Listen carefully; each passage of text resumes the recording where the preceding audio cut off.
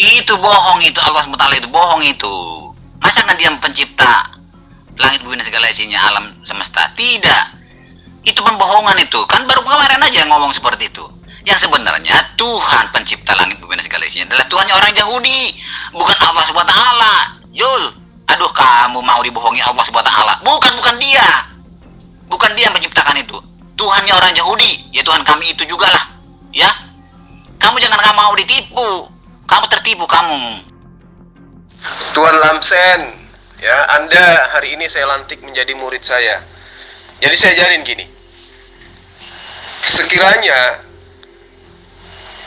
Allah yang datang kepada Abraham, yang datang kepada Musa, Yakub, Ishak, Salomo, Daud dan seterusnya, itu tidak datang kepada Rasulullah Muhammad sallallahu alaihi wasallam, maka kami Islam pun tetap akan menyembah kepada Allah yang disembah oleh Abraham, Ishak dan Yakub.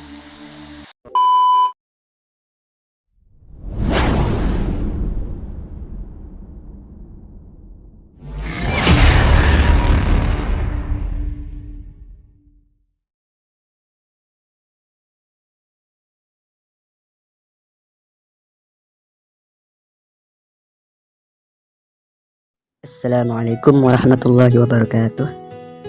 Alhamdulillah wa syukurillah ala ni'matil iman wal islam. Nikmat iman Islam yang tak bisa digantikan oleh kenikmatan di dunia ini. Bersyukurlah kepada Allah yang telah memberikan nikmat iman Islam. Allahumma salli ala sayyidina Muhammad wa ala ali sayyidina Muhammad kama sallaita ala sayyidina Ibrahim wa ala ali sayyidina Ibrahim wa barik ala sayyidina Muhammad wa ala ali sayyidina Muhammad kama barakta ala sayyidina Ibrahim wa ala ali sayyidina Ibrahim fil alamin innaka Hamidum Majid. Rabbi israh li sadri wa yassir li amri wal 'uqdatam min lisani yafqahu qawli. Inna sholati wa nusuki wa mahyaya wa mamati lillahi rabbil alamin. Terima kasih kawan-kawan yang sudah mampir ke channel Cahaya Islam. Mari kita dukung channel-channel dakwah Islam dengan cara like, comment, subscribe. Jangan lupa aktifkan notifikasinya. Share juga ya, supaya saudara-saudara kita yang mungkin belum mengetahui channel ini, pasti banyak karena channelnya masih baru. Bantu share ya. Dengan membantu channel dakwah Islam, artinya Anda sudah menyuarakan kebenaran Islam dan mencegah pemurtadan yang terjadi selama ini. Terima kasih. Selamat menonton sahabat CI Cahaya Islam. Yang namanya ajaib itu kontradiksi. Ajaib itu kontradiksi. Contoh, kalau Pak Andi lihat batu melayang tanpa kedudukan, nggak jejak di tanah, melayang batu besar, ajaib nggak itu? Seperti itulah omongan Yesus, kontradiksi perasaan kita. Tapi itulah yang bisa mampu dia buat. Itulah kemampuan dia, itulah keajaiban dia. Kontradiksi memang, itu keajaiban dia. Itu Allahmu. Lagi juga Allahmu tidak pernah menciptakan langit bumi dan segala isinya. Bukan Allahmu itu. Tuhannya orang Yahudi yang menciptakan langit bumi dan segala isinya. Kamu itu ngaku-ngaku aja tuh Allah itu. Sudah ribuan tahun Tuhannya orang Yahudi menciptakan langit bumi dan segala isinya. Baru-baru ini kemarin-kemarin ini muncul namanya Allah Subhanahu wa taala ngaku-ngaku menciptakan bumi, langit dan segala isinya. Itu kan pembohongan itu. Masakan Allah menciptakan langit bumi dan segala isinya? Itu bohong, tidak. Yang menciptakan langit bumi dan segala isinya adalah Tuhannya orang Yahudi, Tuhan kami. Itu Allah SWT. Kalau Tuhan kami itu mengenakan sifat kemanusiaan, takut. Karena mengenakan sifat kemanusiaan membuktikan bahwa dia benar-benar mengenakan sifat kemanusiaan. Kenapa dia harus mengenakan sifat kemanusiaan? Supaya dia membuktikan bahwa manusia lemah pun mampu menghadapi kesulitan, mampu tidak berdosa, mampu tidak melanggar hukum Tuhan. Jadi benar-benar harus dia mengenakan sifat kemanusiaan supaya bisa membuktikan bahwa Tuhan tidak salah menurunkan hukumnya ke dunia ini, bahwa hukum Tuhan itu dapat dilakukan oleh manusia dan dapat tidak dilanggar oleh manusia. Begitu dia makanya membuktikan itu, makanya digunakan sifat kemanusiaan. Iya, memang Tuhan kami itu mengenakan sifat kemanusiaan tidak masuk akal, tidak masuk logika. Karena tidak masuk logika dan tidak masuk akal, makanya itu ajaib. Segala sesuatu yang tidak masuk akal dan tidak logika itu namanya ajaib. Pada saat dia menjadi manusia, apakah dia tidak mampu mengatakan kalau dirinya itu adalah Tuhan, sang pencipta alam semesta? Alah, selama ini Islam mengatakan harus masuk logika, harus bisa masuk otak dan logika itu Tuhanmu itu harus dipahami. Sekarang kami tidak paham lagi. Terbaliklah kamu kok ikut-ikutan dengan Tuhan kami. Tuhan kami itu yang tidak bisa dipahami oleh otak dan logika manusia. Selama ini Islam itu pakai otak dan logika, pakai akal sehat. Begitu kan selalu katanya kepada saya. Kenapa berubah lagi kamu ikut-ikutan dengan Tuhan kami? Jadi Allah SWT itu gampang dipahami oleh otak dan logika, bisa dihitung, bisa diukur. Kalau Tuhan kami kan tidak bisa dihitung, tidak bisa diukur, tidak masuk akal, tidak mampu dipahami oleh otak dan logika manusia, Tuhan kami itu. Tapi Allah SWT gampang, karena tidak ajaib. Al-Ayyubi harus syahadat, harus yang tobat. Kamu tidak sadar bahwa Tuhan kami Tuhan yang mampu dari segala bidang, di segala mampu lemah, mampu kuat. Begitu, mampu berkuasa, mampu tidak berkuasa. Itulah Tuhan kami. Allah SWT apa yang bisa dibuat? Coba apa yang pernah ada dibuat oleh Allah SWT? Tidak ada. Makanya Al-Ayyubi, bertobatlah kamu. Kamu sekarang mencari-cari ini ya, bahan-bahan untuk di-upload ya. Silakan, tetap aja, nggak apa-apa, saya nggak takut itu. Itu cari makan rupanya. Ya, upload semua ini ya. Tuan Lamsen, ketika Tuhan Anda itu ajaib dan menjadi manusia, apakah dia tidak mampu mengatakan bahwa dirinya itu adalah sang pencipta alam semesta? Silakan. Ini perlu saya tanya dulu. Saya tanya dulu kamu. Saya harus hati-hati menjawab ini. Kalau saya tetap menyembah Yesus, apa masalahnya? Kalau tidak, apa masalahnya? Coba jelaskan dulu. Allah Subhanahu wa Ta'ala menyatakan diri kepada nabi-nabi bahwa Dia adalah Tuhan sang pencipta alam, dan Allah Subhanahu wa Ta'ala dalam pengajarannya, dalam wahyunya kepada para nabi, mengajarkan para nabi untuk mengajak manusia menyembah kepada dirinya. Bagaimana dengan Yesus? Apakah Yesus bisa melakukan hal seperti itu? Di Yohanes 1 ayat 10 itu, Dia yang menciptakan segala sesuatu, tanpa Dia tidak ada yang sudah ada ini. Itu dalilnya itu. Masalahnya sangat berat. Akibatnya sangat fatal. Karena kenapa? Di dalam pengajaran Musa, di antara 10 perintah Tuhan, jangan ada sembahan lain di hadapanku, kata Allah. Lalu kemudian Yesus mengajarkan bahwa hidup kekal itu adalah mengenal hanya satu-satunya Allah yang benar, itu adalah Dia yang ada di langit. Nah, kalau Anda juga mengenal Yesus itu sebagai Allah, ini pelanggaran berat dan akibatnya sangat fatal. Dia yang dimaksud di situ adalah Allah itu sendiri, di mana ketika Dia menciptakan dengan cukup berkata kun fayakun. Maka Allah menciptakan segala sesuatunya dengan berfirman. Sementara Yesus bukan firman. Yesus adalah justru ciptaan yang berasal dari firman Allah. Iya, banyak yang ajaib, betul. Kakek saya juga ajaib. Dukun kan. Kakek saya bisa mengetahui peristiwa yang tidak dia lihat. Itu ajaibnya kakek saya. Tapi itu bukan Tuhan. Karena apa? Tidak Tuhan. Dia sudah mati busuk sampai sekarang tidak bangkit-bangkit. Sudah dimakan ulat dia. Sudah busuk di kuburan sana dia. Tidak bangkit-bangkit. Tapi Yesus Tuhan. Karena apa saya sebut dia Tuhan? Karena apa? Buktinya apa? Dia pernah mati tapi kematian tidak mampu menahan dia. Bangkit dia dan hidup, lalu naik ke surga sampai sekarang ini. Maka dia itu adalah Tuhan. Pulangnya ke surga. Tuhan kami di surga, dia pulang ke surga. Kalau Muhammad kan sudah mati, busuk, nggak bangkit-bangkit. Itu buktinya dia manusia biasa. Kalau Tuhan kami itu bukan manusia biasa. Mati 3 hari, kematian tidak mampu menahan dia. Lalu dia bangkit, hidup kembali, dan sampai sekarang masih hidup di surga. Pulang ke rumahnya di surga.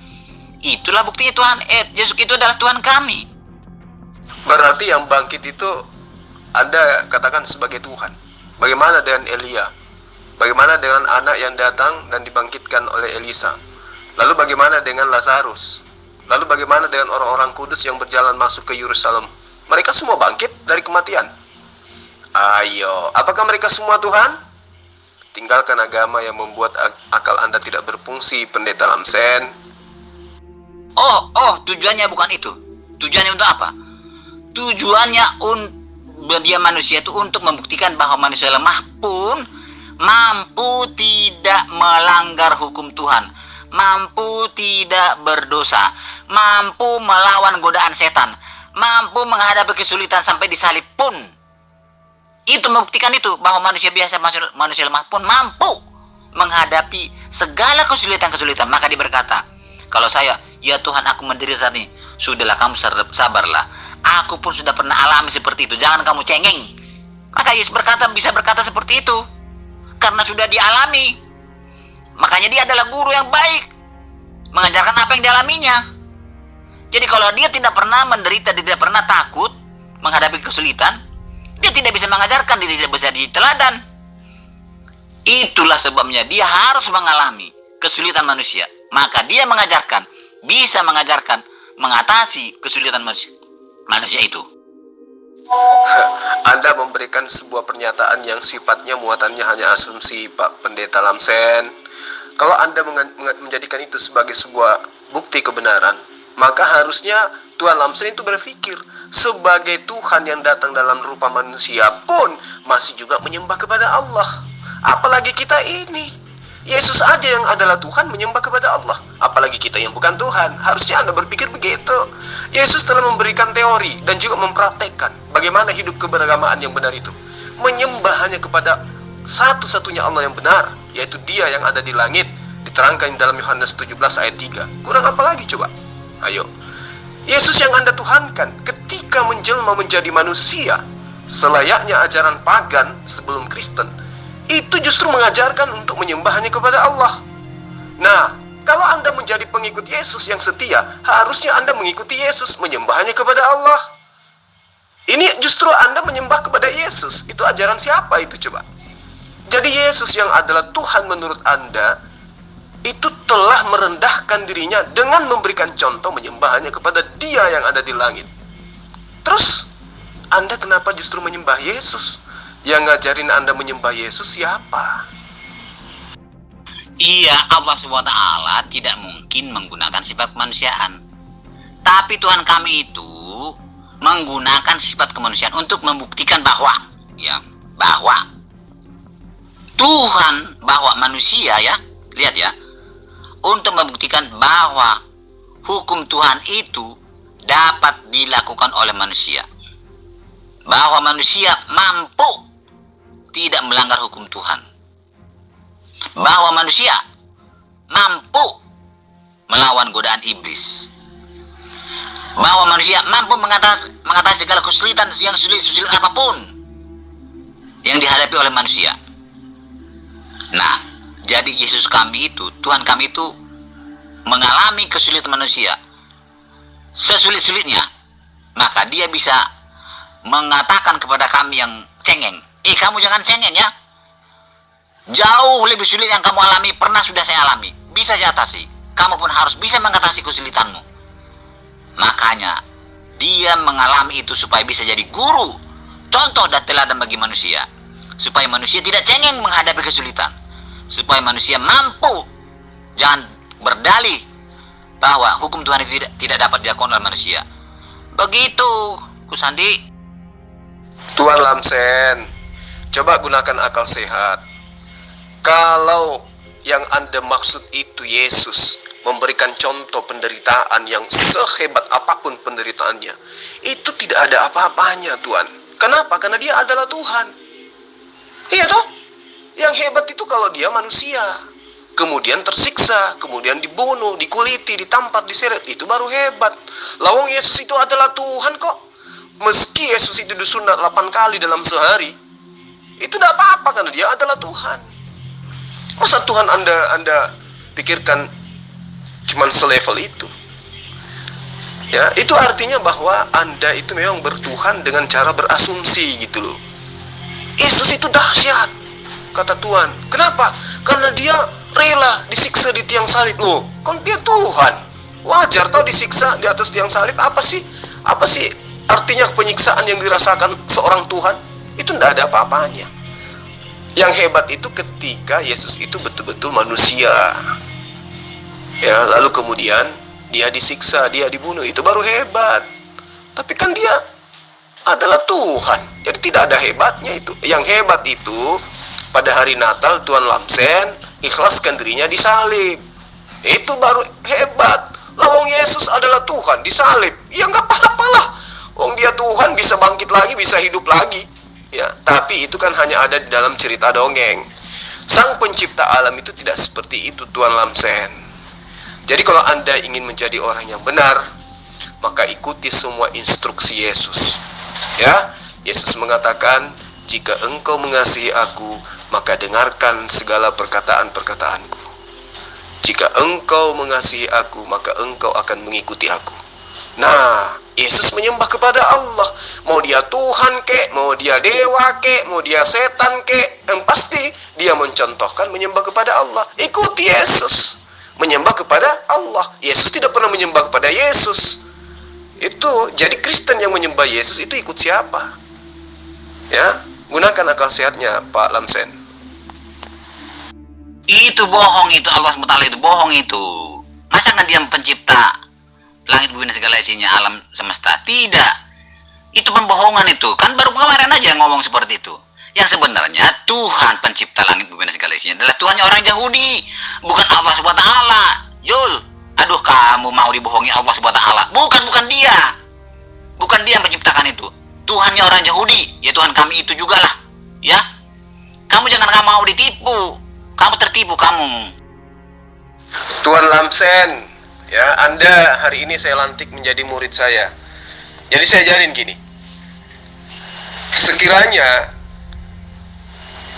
Allah yang datang kepada Abraham, yang datang kepada Musa, Yakub, Ishak, Salomo, Daud dan seterusnya, itu tidak datang kepada Rasulullah Muhammad sallallahu alaihi wasallam, maka kami Islam pun tetap akan menyembah kepada Allah yang disembah oleh Abraham, Ishak dan Yakub. Saya ulangi, andai saja Hasem atau Allah atau Elohim, ya, atau YHWH itu tidak datang kepada Rasulullah Muhammad sallallahu alaihi wasallam, maka kami pun akan tetap menyembah kepada Allah Subhanahu wa taala yang datang kepada Abraham, Ishak dan Yakub. Kenapa bisa seperti itu?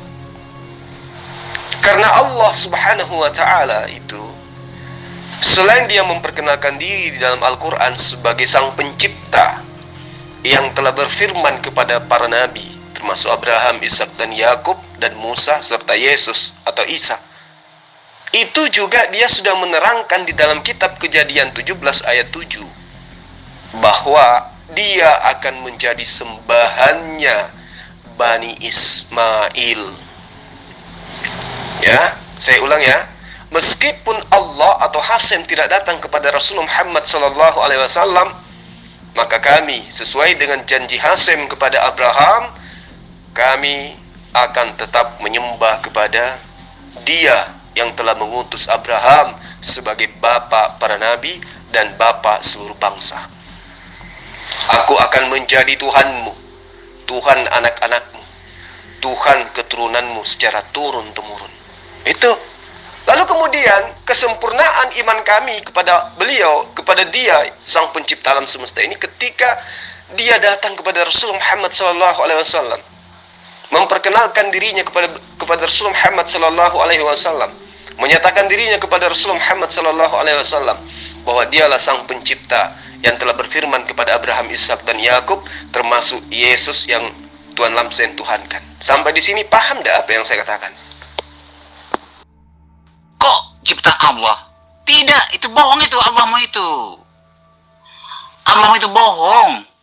Pencipta alam semesta ini adalah Tuhan orang Yahudi, bukan Allah SWT.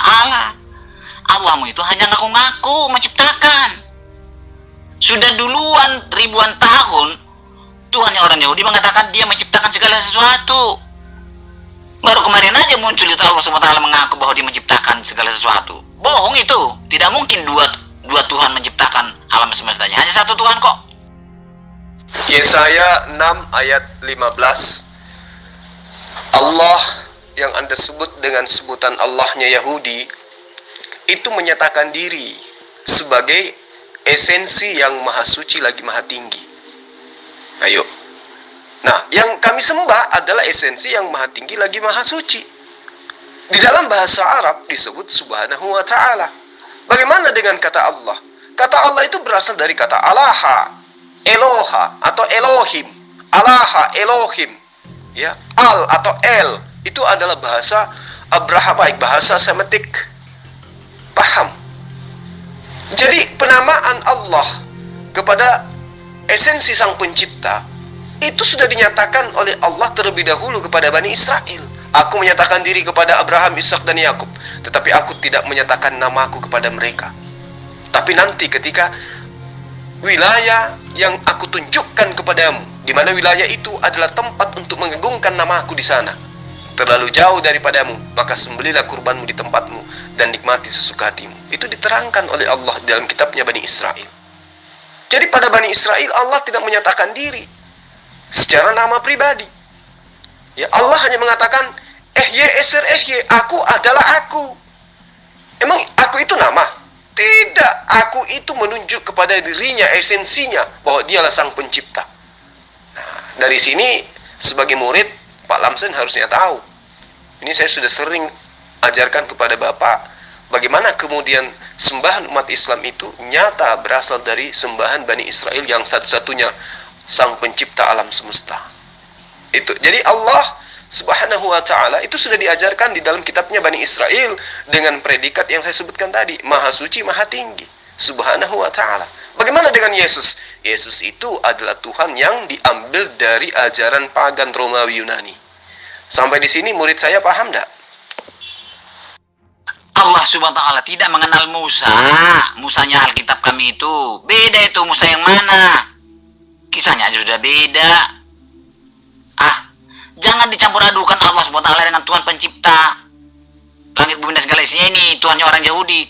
Jangan dicampur adukan Musa yang di kitab kami dengan Musa yang dimaksud oleh Al-Quranmu itu. Beda itu. Tidak sama. Tidak sama. Jangan kamu gunakan Al-Quran mengajarkan ajaran Alkitab kami. Bertentangan itu, Jul. Tuan Lamsen, sebagai murid harusnya Anda itu menggunakan akal sehat.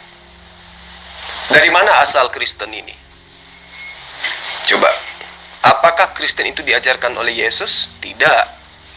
Penamaan Kristen aja itu tepatnya di Antioquia oleh pengajaran Paulus. Itu satu. Lalu bagaimana dengan konsep ketuhanan? Apakah Bani Israel mengendal konsep ketuhanannya orang Kristen? Tidak. Beda. Orang Kristen tidak menganut sistem yang diajarkan oleh Bani Israel, di mana Bani Israel itu pengajarannya berasal dari para nabi-nabi. Yudaism berdiri di atas tongkat keagamaan atau ajaran yang diajarkan oleh para nabi. Mereka bersyariat, mereka punya hukum-hukum, mereka punya tata cara, baik di dalam proses penyembahan terhadap Allah maupun kaitannya dengan hubungan kemaslahatan secara umat. Bagaimana dengan Kristen? Oh, jauh. Kristen itu tidak memiliki konsep yang berasal dari pengajaran para nabi-nabi. Lantas konsepnya dari mana? Dari Lukas, dari Matius, dari Yohanes, pengarang Petrus, pengarang surah-surah Paulus, dan lain sebagainya. Apakah mereka nabi? Bukan. Kalau dipaksakan mereka nabi, nabi palsu jadinya. Karena kenapa? Karena mereka tidak pernah menerima wahyu dari Allah. Mereka menuliskan atas dasar karya tulis pribadi-pribadi. Karena hobi menulis. Itu diterangkan dalam kitab Anda. Lalu bagaimana dengan Sang Pencipta yang datang memperkenalkan diri kepada Rasul Muhammad SAW? Bagaimana kemudian seluruh umat Islam ini menyikapi hal ini? Seluruh umat Islam di dunia menyikapi bahwa esensi yang memperkenalkan diri, menyatakan diri kepada Rasulullah Muhammad SAW itu adalah esensi yang memperkenalkan diri kepada nabi-nabi sebelumnya. Ya, kalau Anda perlu dalil dari Al-Quran akan saya sajikan. Kalau Anda perlu dalil dari kitabnya Bani Israel akan saya berikan. Bahkan kalau Anda butuh dalil dari kitab Perjanjian Baru, kitabnya orang Kristen, saya pun akan berikan. Bagaimana? Sebagai murid sampai sini apakah Anda, Tuan Lamsen, sudah paham? Yohanes itu kan tidak dikenal oleh Allah SWT. Yesus pun yang ditulis oleh Yohanes, Matius, Markus, Lukas, Yohanes itu tidak dikenal oleh Allah SWT, tidak dikenal oleh Al-Quran. Yang dikenal oleh Allah SWT, yang dikenal oleh Al-Quran adalah Yesus yang dikisahkan oleh Injil yang diturunkan oleh Allah kepada Yesus. Bukan Yesus yang dikisahkan oleh tulisan Matius, Markus, dan Yohanes. Maka kamu jangan otak-atik itu. Allah. Orang kamu tidak percaya tulisan Matius, Markus, Yohanes. Orang Islam tidak percaya kepada tulisan Matius, Markus, Lukas, Yohanes. Karena apa?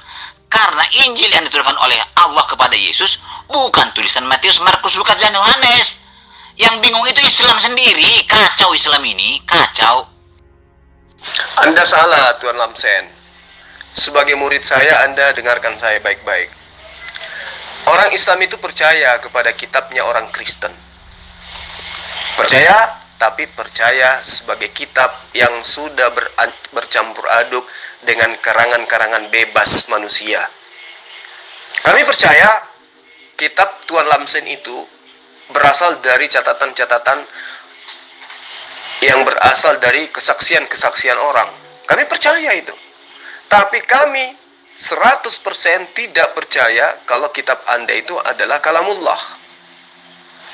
Jadi kesimpulannya umat Islam percaya kitabnya orang Kristen itu adalah kitab yang tidak berasal dari pengajaran para nabi, tapi berasal dari pengajaran nabi-nabi palsu. Dan itu sudah diterangkan di dalam Al-Quran surah Al-Baqarah ayat 79. Bahwa kitabnya Nabi Isa alaihissalam itu sudah dicampur aduk dengan dongeng-dongengan dan dengan karangan-karangan wartawan-wartawan yang tidak dikenal, yang kemudian kitabnya dikanon. Paham sampai di sini Tuan Lamsen? Allah subhanahu wa ta'ala tidak pernah menciptakan langit, bumi, dan segala isinya. Itu hanya pengakuan-pengakuan saja. Yang menciptakan langit, bumi, dan segala isinya adalah Tuhannya orang Yahudi. Tuhan yang dikisahkan oleh Alkitab. Itu sudah dikatakan oleh Tuhan Alkitab ribuan tahun sebelum ada Allah Subhanahu wa ta'ala. Ini Allah Subhanahu wa ta'ala hanya ngaku-ngaku menciptakan langit, bumi, dan segala isinya itu. Kamu kok percaya kepada yang ngaku-ngaku? Buktinya tidak ada. Apa buktinya Allah Subhanahu wa ta'ala menciptakan bumi, langit, dan segala isinya? Tidak ada buktinya kan?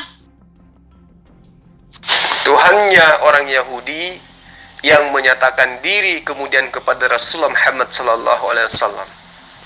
Bukan Tuhannya orang Kristen. Kalau Tuhannya orang Kristen itu kan asalnya dari Romawi, dari Yunani, bernama Theos atau Apollo. Ya, itu yang perlu Tuan Lamsen pahami. Jadi lagi-lagi saya ngajarkan kepada Anda. Sebagai murid Anda harus catat baik-baik. Romawi ketika menjajah tanah Yudea atau Bani Israel atau Yerusalem, itu datang dengan membawa propaganda keyakinan atau kepercayaan, yaitu agama. Apa agama mereka? Kepercayaan terhadap Hellenisme Stoa, di mana muatannya jelas adalah sembahan terhadap dewa-dewa. Maka wajar kemudian ketika sembahan Kristen itu banyak. Ada yang namanya Bapa, ada yang namanya Anak, ada yang namanya Merpati. Belum lagi yang roh-roh bertanduk 7 dan bermata 7. Itu dari mana semua itu? Semua berasal daripada ajaran yang dibawa oleh penjajah Romawi di atas tanah Israel. Lalu bagaimana dengan Allah yang diajarkan oleh Islam? Allah yang diajarkan oleh Islam adalah nama pribadi sang pencipta yang pernah menyatakan diri kepada Abraham, kepada Ishak, Yakub, dan juga Musa. Kalau orang Kristen tidak mau terima itu, ya deritanya. Anda berasumsi Allah itu tidak pernah menciptakan langit dan bumi. Apa alasan Anda mengatakan seperti itu? Iya, karena yang menciptakan alam semesta itu adalah Tuhannya Yahudi. Lah, itu namanya Anda bodoh. Karena umat Islam menyembah kepada esensi yang sama yang disembah oleh umatnya nabi-nabi terdahulu. Itu loh. Allah Subhanahu wa ta'ala itu adalah esensi sang pencipta alam semesta yang pernah menyatakan diri kepada nabi-nabi sebelum Rasulullah Muhammad SAW. Makanya orang Yahudi itu tidak pernah komplain dengan sembahannya umat Islam. Mereka sadar kok penamaan Allah itu berasal dari kata Eloh, Elaha, Alaha. Jadi tidak ada masalah dengan itu. Yang bermasalah kemudian adalah Allah atau sang pencipta yang Anda yakini ada, yang berfirman kepada nabi-nabi yang ada kepada Bani Israel, Anda sebut dengan sebutan Bapa, Anda sebut dengan sebutan Theos, Anda sebut dengan sebutan Allah. Itu tidak ada konsep yang mengajarkan itu, di mana konsepnya berasal daripada nabi-nabi. Tidak ada. Itu semua murni dari gereja. Ya, jadi sebagai murid Tuan Lamsen harusnya sadar itu. Bagaimana bisa sama? Sudah ribuan tahun Tuhannya orang Yahudi mengaku menciptakan langit, bumi, dan segala isinya. Sedangkan Allah SWT baru 1500 tahun yang lalu lah ngomong, aku menciptakan langit, bumi, dan segala isinya. Mana mungkin dua Tuhan menciptakan langit, bumi, dan segala isinya? Tidak mungkin. Hanya satu, hanya Tuhannya orang Yahudi itulah yang menciptakan langit, bumi, dan segala isinya. Bukan Allah SWT. Allah SWT itu hanya ngaku-ngaku. Ini diantara seluruh murid saya kelihatannya Tuan Lamsen yang paling bebal deh. Sekarang matahari yang ada di Cina, ya, matahari yang ada di Indonesia ada satu, di Jepang juga ada matahari satu, kemudian di Amerika juga ada matahari satu, kemudian di Cina juga ada matahari satu. Masing-masing negara menyatakan di negara mereka itu terdapat satu matahari. Nah, apakah ada banyak matahari? Tidak, hanya ada satu matahari yang menaungi alam semesta. Begitulah Allah yang menyatakan diri kepada Israel, lalu kemudian menyatakan diri kepada Ismail. Itulah Allah Subhanahu wa Ta'ala yang menciptakan alam semesta. Jadi ketika Tuan Lamsen mengatakan Allah Subhanahu wa Ta'ala yang datang kepada Rasulullah Muhammad SAW itu berbeda dengan Allah Israel, itu karena kebodohan Tuan Lamsen. Sebagai pendeta yang sekarang sudah menjadi murid saya, itu saya katakan bahwa Anda itu memang, ya saya pinjam bahasa Yesus ya, Anda itu memang bodoh, bahlul. Anda mengatakan Allah Subhanahu wa Ta'ala bukan pencipta alam semesta. Kenapa? Karena dia datang belakangan. Nah, kalau saya mau mengikuti pola pikir Tuan Lamsen, sekarang gini, Allah Israel menyatakan diri kepada Abraham, Ishak, Yakub, Musa, dan juga kepada Yesus. Allah atau Elohim atau Adonai Elohim itu datang kepada Yesus menyatakan diri. Dibuktikan dengan Yesus mengatakan, segala firman yang engkau berikan kepadaku telah aku sampaikan kepada mereka. Nyata kan? Allah menyatakan diri kepada Yesus. Pertanyaan saya, ketika Allah beruntun menyatakan diri kepada para nabi-nabi Bani Israel, lalu kemudian Allah Subhanahu wa Ta'ala itu kembali datang kepada Nabi Muhammad SAW, pertanyaan saya, sejak Allah Elohim atau Adonai itu datang kepada Yesus dan Yesus terangkat ke langit, Allah Israel kemana? Ayo, kemana esensi tersebut? Rasulullah Muhammad SAW menerima pewahyuan itu merupakan bagaimana kemudian Allah menyatakan diri kepada Rasulullah Muhammad SAW selama kurang lebih 22 tahun. Lah Yesus menerima pernyataan Allah kepada dirinya tidak sampai 3 tahun. Pertanyaan saya, ketika Allah atau Hasem datang kepada Musa memperlihatkan bukti-bukti keberadaan Allah, membelah lautan, ya, membangkitkan orang mati, membuat orang buta melihat, orang lumpuh berjalan, Allah menyatakan diri melalui mujizat-mujizat yang diajarkan kepada para nabi. Nah, setelah itu kemana Allah Israel? Apakah pernah menyatakan diri kepada Israel? Apa buktinya? Nggak ada kan? Allah kemudian berpindah kerajaan kepada Bani Ismail, dan kerajaannya itu tidak lain dan tidak bukan adalah damai sejahtera, dan itu adalah Islam. Sampai di sini paham nggak? Ya itu kan sudah memang amburadul ajaran itu menurut kamu, Jul sudah amburadul. Penulisnya aja kamu tidak percaya, apalagi kisahnya, ajarannya mana bisa kamu percaya lagi. Bagaimanapun saya menjelaskan itu kepada kamu, pasti kamu tidak mengerti, tidak mau memahami, tidak mau menerima. Yang kamu yakini benar kan adalah Al-Quran. Ya sudah, Al-Quran aja lah pegang, Jul. Al-Quran aja. Jangan mempelajari Alkitab kami, mengajarkan kitab kami, karena kamu sudah yakin itu salah. Saya jelaskan pun itu kamu pasti tidak menerima, karena kamu tidak yakin kebenarannya. Al-Quran telah menyatakan dengan jelas bahwa di antara ahli kitab ada yang menulis dan mengatakan itu adalah Alkitab, padahal yang mereka tulis itu adalah bukan dari Alkitab. Nyata kok di Al-Quran dinyatakan seperti itu, Tuan Lamsen.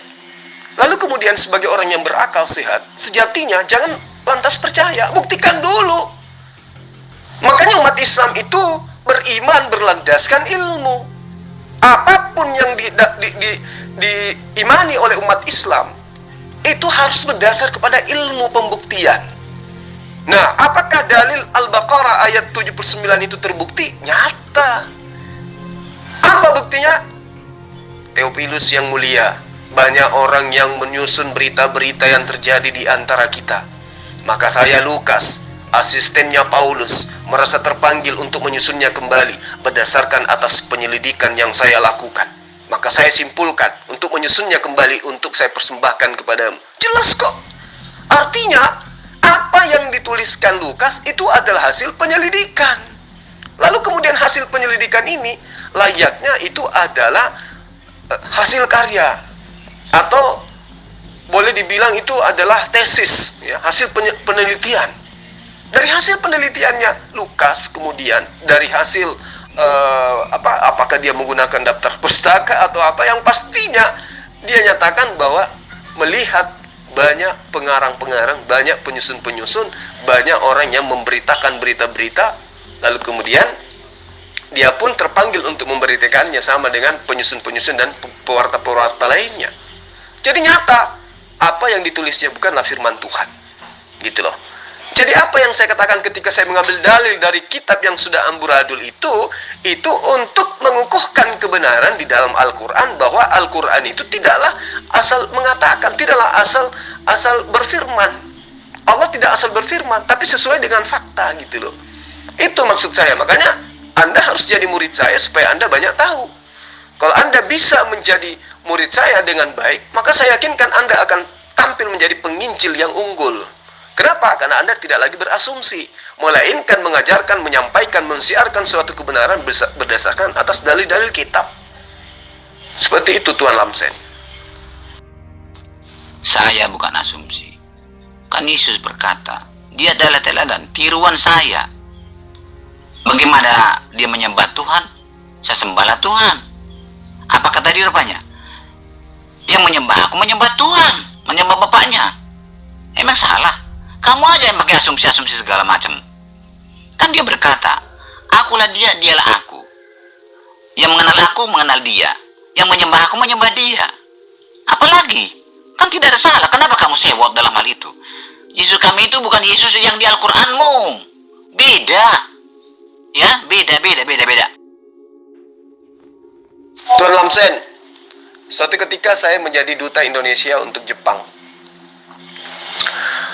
Ketika orang mengenal aku di Jepang, maka orang Jepang itu akan mengenal Indonesia. Kenapa? Karena saya duta dari Indonesia untuk memperkenalkan Indonesia kepada orang Jepang. Apakah kemudian saya ini adalah Indonesia? Bukan. Bagaimana orang Jepang bisa mengenal Jokowi? Melalui dutanya. Jadi siapa yang mengenal duta? Dia mengenal yang telah mengutusnya. Yesus jelas kok mengatakan, aku akan pergi kepada Bapa. Kenapa? Karena Bapa lebih besar daripada aku. Yesus kok mengatakan, aku tidak dapat berbuat apa-apa dari diriku sendiri.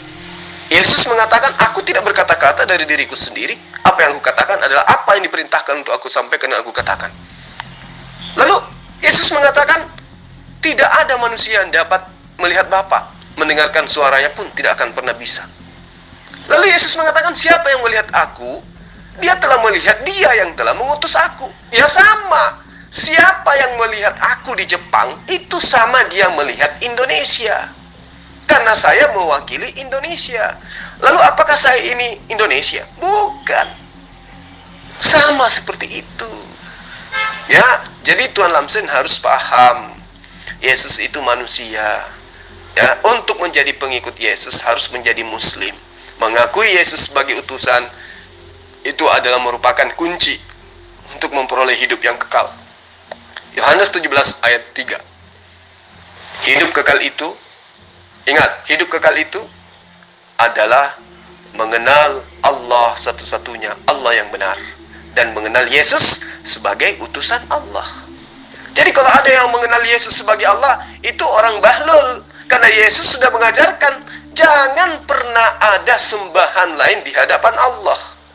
Jangan pernah kau menyebut satu Bapak pun di langit dan di bumi. Sebab hanya ada satu Bapakmu, hanya ada satu Allahmu, hanya ada satu Tuhanmu, yaitu Dia yang ada di langit. Yang kemudian diplesetkan langit itu menjadi surga oleh Lembaga Alkitab Indonesia. Jadi Anda itu harusnya bersyukur, ya. Ada guru yang mau dengan rela mengajarkan Anda mengenal Yesus dengan baik dan benar. Gratis lagi. Saya lebih percaya kepada tulisan Yohanes daripada omonganmu. Jadi Yesus kami itu bukan Yesus yang di Al-Quranmu, beda jauh. Nah, kalau Anda percaya kepada tulisan Yohanes, maka percayalah bahwa Yesus itu adalah utusan Allah, bukan Allah itu sendiri. Yohanes menulis ya dengan jelas bahwa Yesus tidak bisa berbuat apa-apa dari dirinya sendiri. Ya udah, selesai. Yohanes mencatat bahwa Yesus berkata, mereka semua tahu bahwa apa yang ada pada diriku itu semuanya berasal daripadamu yang telah mengutus aku. Jadi Yesus bisa menghidupkan orang mati, ternyata itu adalah kemampuan yang berasal dari Tuhannya.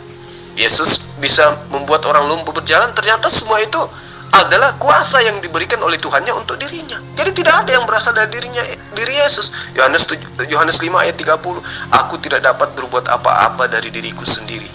Tapi buktinya Yesus bisa membangkitkan Lazarus, bisa membuat orang lumpuh berjalan. Iya, itu bukan dari diriku sendiri. Semua itu adalah berasal daripada Dia yang telah mengutus aku. Udah, selesai. Jadi menuhankan Yesus itu adalah perbuatan yang bahlul. Dan sebodoh-bodohnya manusia atau makhluk adalah dia yang menyembah sesamanya makhluk. Seanjing-anjingnya anjing, sebabi-babinya babi, anjing dan babi tidak pernah menyembah anjing dan babi. Paham tak kata hiasan saya ini, Pak Lamsen? Itulah sebabnya Dia menggunakan sifat kemanusiaan itu untuk menunjukkan bahwa manusia pun harus mampu seperti itu, menunjukkan kasihnya, Jul. Ya. Lagi juga kenapa kamu mengajarkan ajaran Alkitab kami yang tidak kamu percaya itu kebenarannya? Jadi Alkitab kami ini, Yesus kami ini bukan Yesus yang diakui oleh Al-Quran, bukan Yesus yang diakui oleh Allah SWT. Karena Yesus kami ini adalah Yesus yang dikisahkan oleh Matius, Markus, Lukas, Yohanes. Sedangkan Matius, Markus, Lukas, Yohanes tidak diakui oleh Allah SWT, tidak dikenal oleh Al-Quran. Jadi carilah kisah Yesus yang ada di dalam Injil yang diturunkan oleh Allah kepada Yesus. Nah, itu baru kita bisa argumenkan, kita pelajari lagi. Kalau ini tidak perlu, orang memang sudah nggak diakui Al-Quran, kok kenapa kamu sepertinya kamu mengakui kebenaran tulisan Matius, Markus, Lukas, Yohanes? Jadi bagaimana sih kamu itu, Jul? Tuan Lamsen, andai saja manusia yang bernama Yesus yang Anda sembah itu dibangkitkan oleh Allah Subhanahu wa Ta'ala di zaman sekarang, kemudian Tuan Lamsen panggil dari belakang, Yesus, Yesus, Yesus, maka Yesus ini tidak akan berpaling. Kenapa? Karena Yesus itu adalah nama palsu. Nama aslinya Yesus itu adalah Isa. Dalam bahasa Semitik, bahasa Aramaik, Isa atau Yesua dalam bahasa Ibrani. Nah, kemudian bergesernya bahasa dari bahasa Ibrani ke bahasa Aramaik, kemudian ke bahasa Arab, itu berubah menjadi Isa. Jadi yang benar itu adalah Isa. Dialah nabi, khatam nabiyyin bagi Bani Israel. Tidak ada lagi nabi setelah dia untuk Bani Israel. Dia yang terakhir. Lalu kemudian Yesus mengatakan bahwa kerajaan Allah akan diambil daripadamu dan diberikan kepada orang yang lebih pantas untuk membawa kerajaan Allah sampai di akhir zaman. Dan dia adalah siapa? Dialah yang mengajarkan Allah Subhanahu wa Ta'ala. Dialah yang mengajarkan tentang nabi-nabi sebelum dirinya. Tidak lain dan tidak bukan adalah penolong lain, seorang penghibur yang bernama Muhammad SAW. Itu yang perlu Tuan Lamsen pahami dengan baik. Ya, baru-baru ini kita mendengarkan gereja-gereja membacakan ayat suci Al-Quran di dalam acara Natal. Itu membuktikan bahwa sebenarnya Anda dan semua Kristen itu membenarkan Rasulullah Muhammad SAW itu adalah utusan Allah.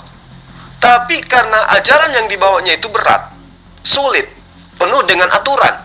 Sementara Anda sudah nikmat di ajaran sekarang, di agama sekarang, yang serba nikmat, serba bebas, serba merdeka, tidak perlu sujud kepada Sang Pencipta, menghayal, dijamin masuk surga, mati langsung masuk surga, hidup tidak ada aturan. Yang penting percaya Yesus adalah Tuhan, maka pasti akan masuk surga.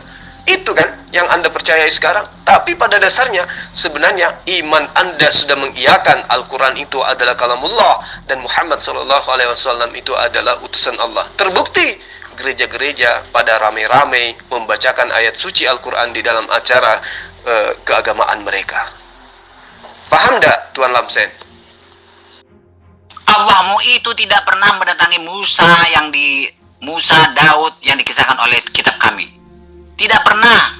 Beda itu. Allahmu itu beda. Jangan dicampur adukan Al-Quran dengan Alkitab. Allah Subhanahu wa Ta'ala tidak mengenal Abrahamnya Alkitab kami, tidak mengenal Daudnya Alkitab kami. Kamu sok-sok mau jadi guru, kamu itu aja pun tidak kamu bisa bedakan. Tidak bisa kamu bedakan Al-Quran dengan Alkitab. Kok bisa kamu satukan sepertinya satu ajarannya? Tuan Lamsen, Anda itu sudah berumur, ya, sedikit lagi tamasya. Masa Tuan tidak bisa memahami sih bahwa kedatangan ajaran Islam yang disempurnakan kemudian oleh Rasulullah Muhammad SAW itu sudah ada jauh-jauh sebelumnya. Ya. Apa Islam itu? Damai sejahtera. Apa inti daripada damai sejahtera itu? Menyembah kepada Sang Pencipta. Lalu pencipta itu ada berapa? Tentu hanya ada satu. Kalau ada tiga itu pencipta buatan pagan, karangan-karangan pagan itu. Allah Subhanahu wa Ta'ala yang maha suci lagi maha tinggi, dialah yang berfirman kepada para nabi, yang berfirman kepada Musa, yang berfirman kepada Abraham. Anda mau imani atau tidak? Tentu itu kembali kepada diri Anda. Kenapa Anda disebut kafir? Karena Anda ingkar kepada Allah Abraham yang datang berfirman kepada Rasulullah Muhammad SAW. Makanya Anda disebut kafir, umat kufur. Ya, Anda tidak disebut kufur.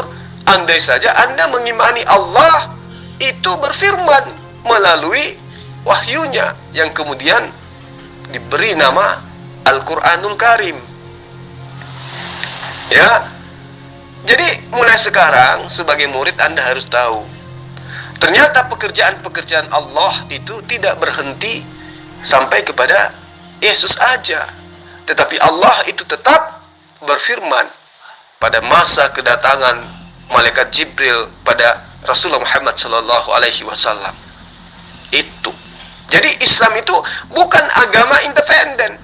Islam itu adalah agama universal yang sudah diajarkan sejak dari Nabi Adam kepada Abraham, kepada Musa dan seterusnya. Kristen itu juga begitu. Kristen itu dari awal itu sudah ada dari Mesir, dari India, dari Romawi, dari Yunani. Tapi agama Kristen itu adalah agama ardi, agama buatan manusia, bukan agama wahyu. Paham? Gak tahu kenapa ya ini orang-orang Kristen semakin tua semakin dungu ya. Itu juga tuh siapa Sopan Sembiring mengatakan apa yang diperintahkan Yesus dan dilakukan oleh nabi-nabi sebelumnya. Padahal itu ada di dalam Bible-nya, dikatakan itu sampahnya. Artinya mereka mengakui ya kalau misalkan isi ayat-ayat yang ada di dalam Bible mereka itu adalah sampah. Nah, ini pertanyaan yang sangat bagus. Kenapa ya orang Kristen itu semakin tua semakin apa tadi? Apa tadi dia bilang? Semakin apa? Semakin apa? Hah? Semakin bodoh. Oh, semakin bodoh katanya. Iya, memang itu pastilah. Karena gini loh, secara logika. Ya, secara logika. Kepribadian seseorang itu dipengaruhi oleh apa? Pertama genetik, kemudian yang kedua adalah saripati makanan. Nah, mereka ini kan sudah berpuluh tahun makan anjing, makan babi, makan monyet, Bahkan ya tidak menutup kemungkinan ada yang di antara mereka yang makan kakek mereka, nenek mereka yang sudah tua, daripada bikin sibuk di rumah, repot-repot dipotong aja, disembelih makan. Kan tidak ada larangan dalam kitabnya mereka. Segala sesuatu halal bagiku, iya kan? Ada kan di dalam Korintus dalil-dalil seperti itu. Nah, jadi asupan makanan yang mereka makan seperti babi. Coba kita lihat babi.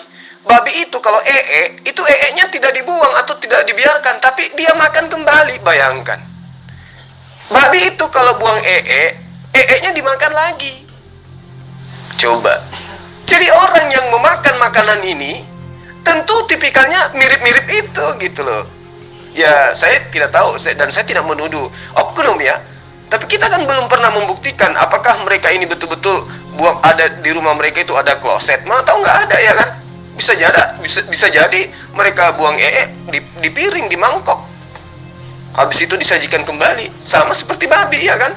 Jadi kalau ada pertanyaan kenapa mereka semakin dungu, itu disebabkan karena saripati yang masuk ke dalam tubuh mereka. Itu jawaban saya. Nah, berarti betul ya Bang ya. Hasil dari uji analisa, setiap apa yang dimakan akan mempengaruhi kepada sifat genetik si pemakannya. Nah itu tidak salah, benar. Silakan aja itu sudah diuji secara klinis bahwa setiap apa yang dimakan akan mempengaruhi sifat genetik daripada si pemakannya. Itulah kenapa ada pepatah dari barat itu bilang yang punya gini, you are what you eat. Jadi kamu adalah yang kamu makan. Mungkin itu ada korelasinya sama penelitian uji klinis itu.